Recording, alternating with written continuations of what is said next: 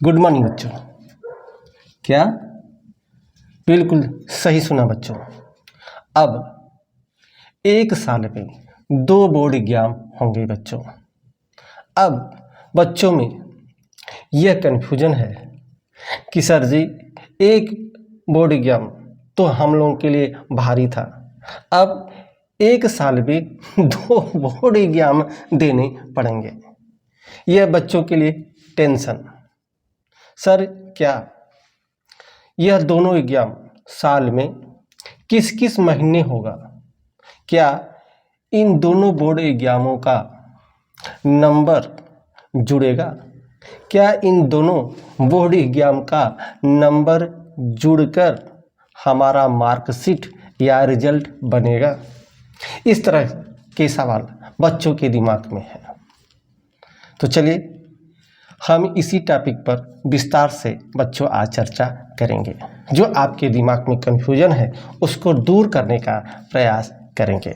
बच्चों, जो आपका एक साल में 2 बोर्ड एग्जाम है, जो इसका टेंशन आपको है बच्चों, तो सरकार ने यह जो नियम लागू किया है वह आप लोगों का टेंशन कम करने के लिए एक साल में 2 बोर्ड एग्जाम कराने का निर्णय लिया है। अब करेंगे, अब कहेंगे बच्चों आप कि हाँ एक साल में एक बोर्ड एग्जाम, वह तो एक टेंशन था ही, अब एक साल में 2 बोर्ड एग्जाम देना पड़ेगा। और आप कह रहे हैं कि सरकार ने हमारे टेंशन को कम करने के लिए एक साल में 2 बोर्ड एग्जाम किया है। हाँ बच्चों, बिल्कुल सही। चलिए देखते हैं, समझते हैं क्या है। बच्चों, पहले मैं आपको बिल्कुल क्लियर कर दें कि जो बच्चे इस साल कक्षा 10 और कक्षा 12 में हैं उनको तो बिल्कुल टेंशन लेने की ज़रूरत नहीं है, क्योंकि यह नियम उनके लिए नहीं है। उनका सिलेबस में कोई परिवर्तन नहीं है। जो पहले का सिलेबस था, पिछले साल का सिलेबस था, वही सिलेबस आपका रहेगा और आपको एक साल में केवल एक ही बोर्ड एग्जाम इस बार देना पड़ेगा। बच्चों, यह नियम उन बच्चों के लिए है जो बच्चे इस साल कक्षा 9 तथा कक्षा 11 में जाएंगे, उन बच्चों के लिए है। अर्थात जो आपका सत्र, अगर हम सत्र की बात करें तो जो बच्चों आपका सत्र 2024 और 25 का है, अर्थात जो बच्चे इस साल, अर्थात इस साल कक्षा 10, ठीक है, वह कक्षा 12 में है, 12 में है बच्चों, इन बच्चों के लिए सिलेबस में कोई परिवर्तन नहीं है। सिलेबस में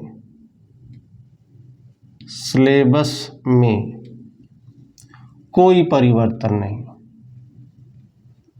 कोई परिवर्तन नहीं, ठीक है। इनका जो है, अर्थात जो सत्र 2024-25 का है, अर्थात जो इस साल कक्षा 10 और 12 में है, इनका जो बोर्ड एग्जाम होगा वह एक ही होगा, एक ही बोर्ड एग्जाम होगा बच्चों, एक ही बोर्ड एग्जाम, ठीक है, एक ही बोर्ड परीक्षा होगी,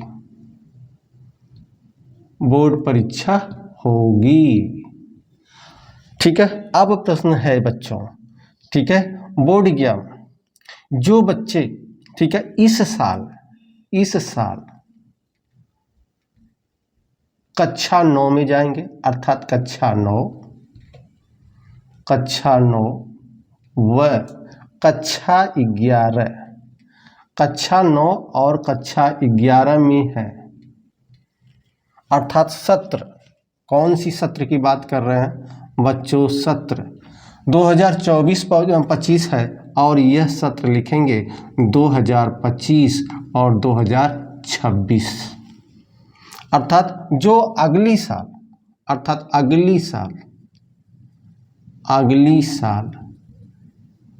बोर्ड एग्जाम देंगे, बोर्ड परीक्षा में भाग लेंगे,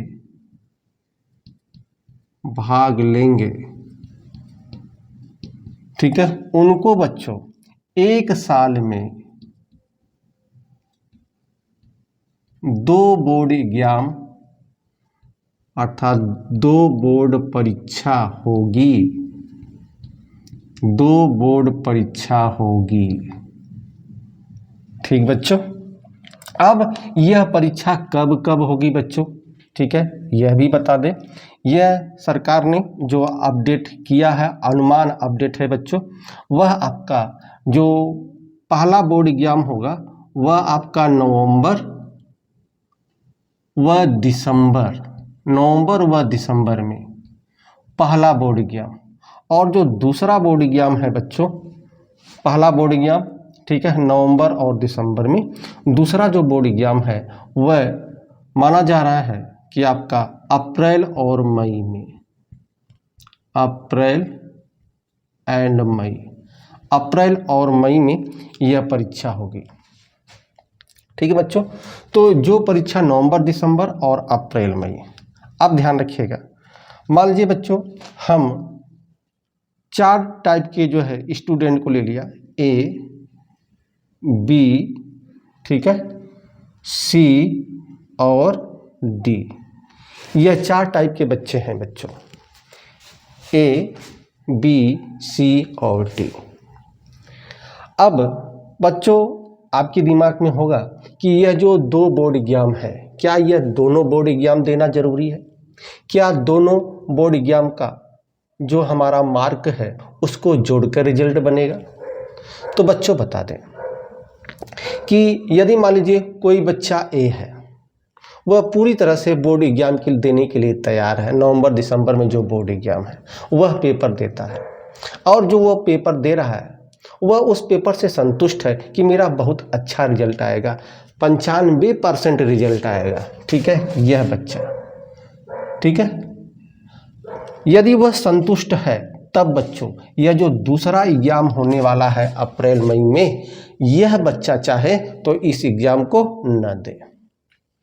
ठीक है, दूसरा यह जो 95% आया है बच्चों, इसमें किसी एक सब्जेक्ट, कोई एक सब्जेक्ट में उसका मार्क कम है, अब वो चाहता है कि हम जो है इस वाले एग्जाम में भाग लें, तो बच्चों और सब्जेक्ट में उसका बहुत अच्छा नंबर है, हाँ एक सब्जेक्ट में उसको कम नंबर मिला है, ठीक है, तो वह छात्र चाहे, जो छात्र ए है वह चाहे तो केवल उसी सब्जेक्ट का, जिस सब्जेक्ट में उसका कम नंबर है उसी सब्जेक्ट का यह पेपर दे सकता है अप्रैल और मई में, चाहे तो पूरा एग्जाम दे सकता है, चाहे तो केवल एक पेपर का ही एग्जाम दे सकता है। अब प्रश्न यह है बच्चों, मान लीजिए यह बच्चा जो उसका पेपर खराब था, मान लीजिए विज्ञान की, साइंस का जो है इसका पेपर जो है इसमें इसका कम नंबर आया है, ठीक है, आपका इसका मान लीजिए 90 नंबर आया है, अब इसको जो है 90 नंबर साइंस में आया है नवंबर और दिसंबर वाले एग्जाम में, अब उसका अनुमान है कि अप्रैल और मई वाला एग्जाम देंगे तो मेरा अंक जो है साइंस में 98% आएगा, 98 नंबर आएगा। ठीक है, तब वह बच्चा इस साइंस का एग्जाम देता है अप्रैल और मई वाले में, एग्जाम दिया, मान लीजिए उसका नंबर क्या आ गया, उसका नंबर 85 नंबर आ गया। अब क्या होगा बच्चों, नवंबर और दिसंबर वाले एग्जाम में तो उसका नंबर 90 नंबर था, अब अप्रैल और मई वाले में सोचा था कि 98% आएगा, 98 नंबर आएगा, लेकिन आ गया कितना, 85 नंबर। अब क्या होगा, तब भी बच्चों परेशान होने की ज़रूरत नहीं है, नवंबर दिसंबर और अप्रैल मई जो एक साल में 2 बोर्ड एग्जाम होने वाले हैं, इसमें जिस एग्जाम में, चाहे यह वाला बोर्ड एग्जाम हो चाहे यह वाला बोर्ड एग्जाम हो, इन दोनों बोर्ड एग्जाम में जिसमें अच्छा नंबर होगा, ठीक है, वही आपका रिजल्ट बनेगा। तो इसमें तो 85 नंबर पाया, लेकिन इस वाले में कितना नंबर पाया था, 90 नंबर, तो उसका रिजल्ट यह 90 वाला ही बनेगा, यह 85 वाला नहीं बनेगा। ठीक है बच्चों, तो बताइए यह टेंशन का बोर्ड एग्जाम है या आप खुद समझदार हैं बच्चों। तो आपको एक मौका दे रही है जो सरकार ने यह योजना लाई है आपके लिए, आपके टेंशन को ख़त्म करने के लिए लाई है। यह जो ऑप्शन दिया है आपके लिए, ठीक है, यदि एक पेपर में आपका रिजल्ट खराब आता है तो उसी साल आपको एक और मौका देगा एग्जाम देने के लिए, आपके रिजल्ट को सुधार करने के लिए। तो यह ऑप्शन के रूप में चॉइस है, आप चाहे तो दोनों एग्जाम दें, चाहे तो एक एग्जाम दें।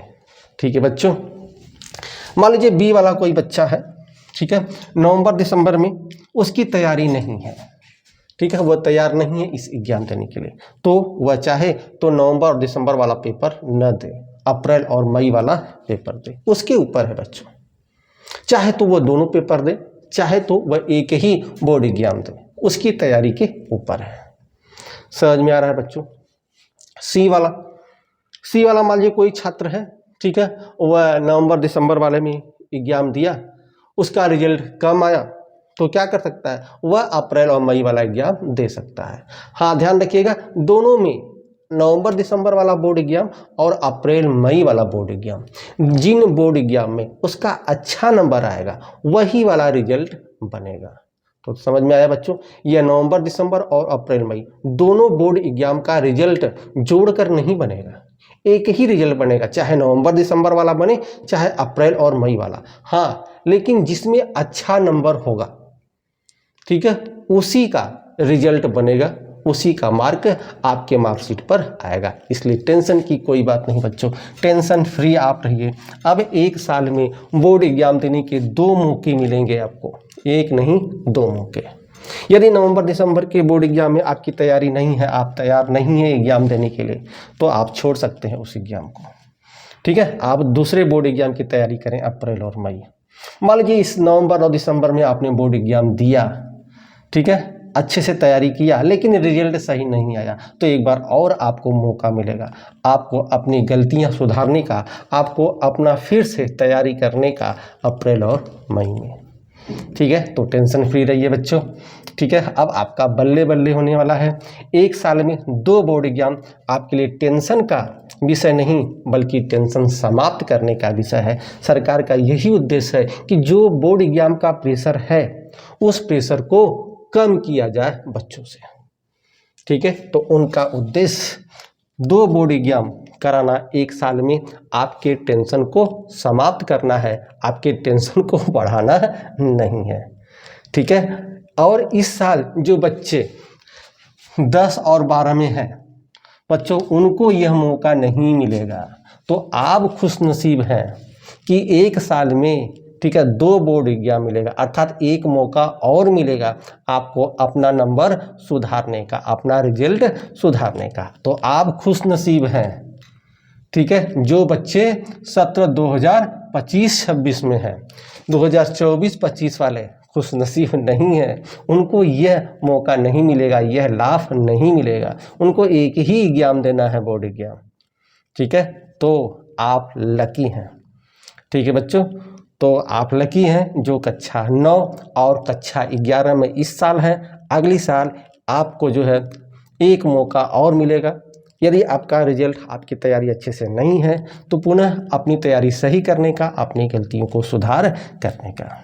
ठीक है, चलिए बच्चों, आशा करते हैं आपको यह समझ में आया होगा बच्चों। तो इसलिए बच्चों, आप स्वयं लाइक करें और अपने दोस्तों में भी इसको शेयर करें, जिससे सभी बच्चों को इसके विषय में जानकारी हो और बोर्ड एग्जाम का टेंशन अब आपका समाप्त। चलिए बच्चों, मिलते हैं अगले लेक्चर में अगले ज्ञान के साथ। तब तक के लिए बच्चों धन्यवाद।